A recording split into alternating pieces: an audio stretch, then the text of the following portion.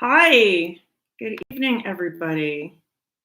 For those of you who are new to the show, I'm Dr. Christine Anderson, and my patients call me Dr. Chris. I've been in practice as a chiropractor specializing in pediatrics and pregnancy in Los Angeles for 30 years.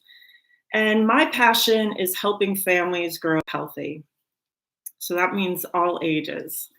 And the month of April is dedicated to getting the toxins out of your home and your body. And the best way to detoxify is just by not bringing these toxins into your home in the first place. So if you don't get them into your body, then you don't have to get them out of your body, right? So if you haven't seen it yet, check out the YouTube presentation I did on optimal detoxification at the end of March a few weeks ago. And I'll also put a link in the description because that is sort of the segue into this whole month. So tonight I'm dedicating this episode to makeup and cosmetics. And it may seem like a frivolous topic, but consider that the beauty industry was valued at $532 billion in 2019 and was on a rapid upward trajectory. So I imagine they're making even more money now. And consider that, according to the Environmental Working Group, women use an average of 16 products a day containing over 168 different chemicals. Men use fewer products, but still, they put about 85 chemicals on their body. And this was done even a few years ago, so it could be more because I saw that some numbers were floating around of around 500 chemicals that we put on our bodies every day. So this is super important. At least 60% of what we put on our skin is absorbed into our bodies because our skin is our largest organ. It has pores. So whatever we're putting on us goes in us, and vice versa. If you're trying to detoxify, you can do it through your skin using things like saunas and biomats, which help get the toxins out of your skin, and also clay baths. So, one of every 13 women are exposed to a known or suspected carcinogen every single day. Every single day. And that's probably an underestimate now because there's just so many more chemicals. So, on Environmental Working Group's website, you can enter the brands of cosmetics and products that you're using and see how hazardous your makeup could be. And that way you're going to actually know how toxic and what you're putting on your body and what it could possibly be doing for you. And I always look at it as information is power. So you can think, well, I don't want to know. I like my makeup. I don't want to get rid of it. But if it's what it's doing is harming you, then that's not going to be a great thing, especially when now there are so many other options out there. You don't have to keep poisoning yourself. Because some of the ingredients that are used in beauty products aren't exactly pretty. US researchers report that 1 in 8 of the 82,000 ingredients used in personal care products are industrial chemicals. That's right, things that they use in industry, like carcinogens, pesticides, reproductive toxins, hormone disruptors, all these types of things. Plasticizers, degreasers, surfactants. Not really things that I want to put on my body. How about you? Speaking of, if there's anybody out there watching, just say hi. Let me know you're out there. And if you have questions, you can always post them on the comments so I can answer them. So if you can imagine by putting those things on your body, what that possibly could do to your skin and your internal system. And guess what? Under the law, cosmetic products ingredients do not need FDA pre-market approval, with the exception of color additives. So every other ingredient does not have to get approved by the FDA before it goes to the market. A manufacturer may use any ingredient in the formulation of a cosmetic, provided that, number one, the ingredient and the finished cosmetic are safe under labeled or customary conditions of use. Sounds like double talk, right? The product is properly labeled. Again, what does that mean? And the use of the ingredient does not otherwise cause the cosmetic to be adulterated or misbranded under the laws that FDA enforces. Now, that's all fine and well to say, but it's another thing to enforce it. Has anyone here watched the series Broken on Netflix? Did you see the episode that they did on cosmetics? It's shocking. It's shocking. There are things coming in from China, especially, that are counterfeit of popular products. And so it'll have the same label on it. It will look like a product that maybe you know and like, but it is not. And not only are there some of these chemicals that we're going to talk about in it, but then there's a whole bunch of other shocking ingredients just based on the conditions that these fake cosmetics are being produced. It's unbelievable. So if you are going to get anything, you want to get it from the company itself so that you know it's actually what you're buying, because anybody can slap a label on it, and you kind of get it too if you're shopping and the price point is dramatically lower than what you're used to paying. It's probably not the product. So go watch that. It's oof. Anyway, even just let's get back to the things that are supposedly coming from the companies that they're wanting to be produced. So personal care products such as makeup aren't required to announce any harmful products or byproducts and any carcinogens they may contain. So many of the ingredients that they use have been banned in Europe and other countries based on scientific studies suggesting they could be linked to things like cancer, reproductive issues, and neurotoxicity, meaning it's damaging your brain and nervous system. I mean, this is huge stuff. And the European Union has banned over 1,300 chemicals found in cosmetics. The FDA has only banned 8 and restricted 3. That is it, out of all the chemicals out there. It's ridiculous. So the way that it works is this. A company will make a product. They will put it on the market. We're the guinea pigs. And if there's a problem or an issue that arises, then they'll take it off the shelves. Or even worse, if there's a big damage done, then lawsuits are paid out. So if, let's say, a person dies, or if they've found that that product is causing cancer.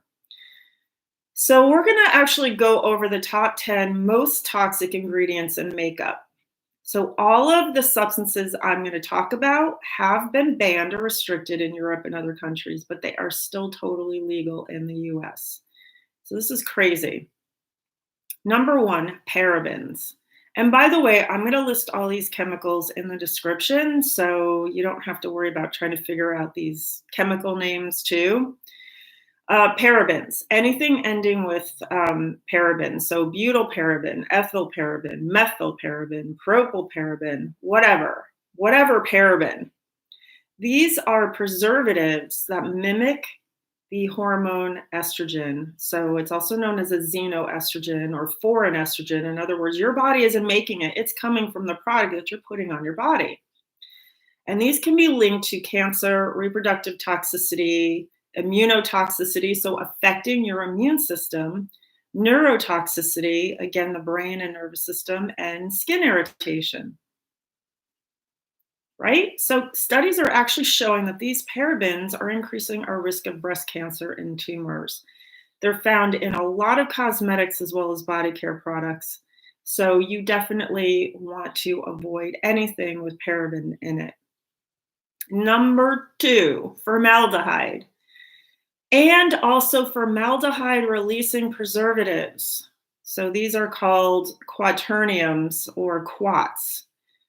These are known as formaldehyde is known as a carcinogen. We know that it's not good for us. Look, they pump it into dead people to preserve them. It's just not good. It can cause asthma if you inhale it. Again, it's neurotoxic, immune system toxic, and developmentally toxic. It's found in most nail polishes as well as some hair treatments. But you can get some nail polishes out there that don't have formaldehyde in them. Now, as I said, that quaternium 15 is acting as a formaldehyde releaser. So it's not formaldehyde itself, but it causes formaldehyde, it causes a chemical reaction so that formaldehyde ends up being a byproduct and getting released. So again, this can be found in your foundations, your powders, your blush, your mascara, eyeshadow, eyeliners, even eye drops. That's crazy. All right, this is a huge one. Number 3 is fragrance. So anything on the label that says fragrance or perfume, it could mean, when you see that term, it could mean that there's between 10 and 300 different chemicals, but the company is not required to list any of those chemicals that they're considering a fragrance because it's a trade secret. So when you see fragrance listed, think phthalates. You won't see phthalates listed, but phthalates are going to be found in anything with fragrance, in cosmetics and personal care products. This is the type of stuff that we find in plastics. And they are also xenoestrogens, so they're hormone disruptors. They are associated with things like asthma, ADHD, breast cancer, obesity, type 2 diabetes, low IQ, neurodevelopmental issues, behavioral issues, autism spectrum disorders, reproductive problems like early puberty. Do you hear about these kids that are starting puberty as like 4, 5, 6-year-olds? That's crazy. Feminization of baby boys, male reproductive issues, endometriosis. So they're found in cosmetics as well as other things, anything with plastic, basically. Sorry, that's the parabens, but these phthalates are going to be found kind of like plasticizers so that they prevent things from cracking. So think like nail polish. They hold color and scent. They avoid stiffness.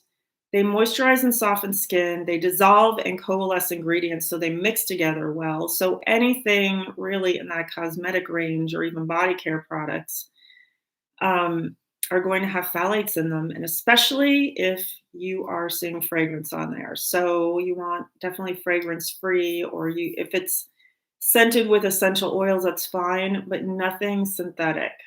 Number 4, propylene glycol or PEGs, PEGs. It's a fancy word for antifreeze. It's a petroleum-based product. It chemically alters our skin structure so other chemicals can penetrate deeper, and therefore it's going to create deeper problems if it goes deeper into our body. It can cause reproductive, brain, and nervous system harm in animal studies. And so the lower that PEG number, the more it's going to absorb into the skin, just so you know. So it can cause allergic reactions. It's a carcinogen, it's a hormone disruptor, and it can certainly irritate the skin and create toxicity. Number 5, coal tar dyes. So these are going to be used as colors, right? And colors can be contaminated also with heavy metals, including aluminum. So you do not want anything with a coal tar dye in it. Talc. This is used as an absorbent and is an anti-caking agent, and it is definitely known to be toxic and is linked to cancer. Also, natural talc deposits can contain asbestos, which we know again is a carcinogen, and it can cause tumors in human ovaries and lungs. So anything that's in a powder, eyeshadow, face powder, even loose mineral cosmetics. So again, you may be buying what you think is healthier, a mineral-based cosmetic, but if it has talc in it, then it is not healthier for you. Baby powder, deodorants, all these things can contain talc. Mineral oil is number 7. So, or anything that sounds like the word petroleum or petrolatum. It's a crude oil derived from the distillation of petroleum to produce gasoline. It's a known human carcinogen. It causes skin problems. And again, it's found in the cosmetics that you're putting on your body. Sodium lauryl or sodium lauryl sulfate is one of the most dangerous ingredients used in products. It's linked to skin damage, eye damage, liver toxicity. It's toxic to the environment. And we think of it more with household cleaning products and soaps, but it can also be found in skincare and cosmetic products. BHA and BHT is number 9. And these are synthetic antioxidants used as preservatives in products that contain oils to keep them from going rancid. So they can be found in anything that's going to have more of an oil base to them, like lipsticks and lip glosses, maybe eyeliners, even eyeshadows, blushes, foundations, and other body care products. It's considered a reasonable anticipated human carcinogen, that's in quote marks, and it's a preservative that interferes with the normal reproductive system development and thyroid hormone levels, right? It can also cause skin depigmentation, liver damage, stomach cancer in animal studies. And this too can also be listed as fragrance. Number 10, bismuth. Hang in there. We've got one more after this. Number 10 is bismuth. And this is a naturally occurring heavy metal found in nickel, tin, and silver. Now, it's used in industry. And most people say, oh, it's not a big deal in small amounts. But remember, the more toxins you accumulate in your body, the more potential for problems. It's like the straw that breaks the camel's back. And we don't know what that straw is going to be. So sufficient exposure can produce nausea, headache, diarrhea, pain, anemia. It also is one of the heavy metals known to reduce sperm metabolism and contribute to infertility in men. Now, men may not be wearing makeup. They might, who knows? But it also can be found in other products too. So it's in general going to be found in anything that gives a shimmery appearance in the form of bismuth oxychloride. And it's going to be a nanoparticle. It's a small, very small particle, and that's going to make it more toxic.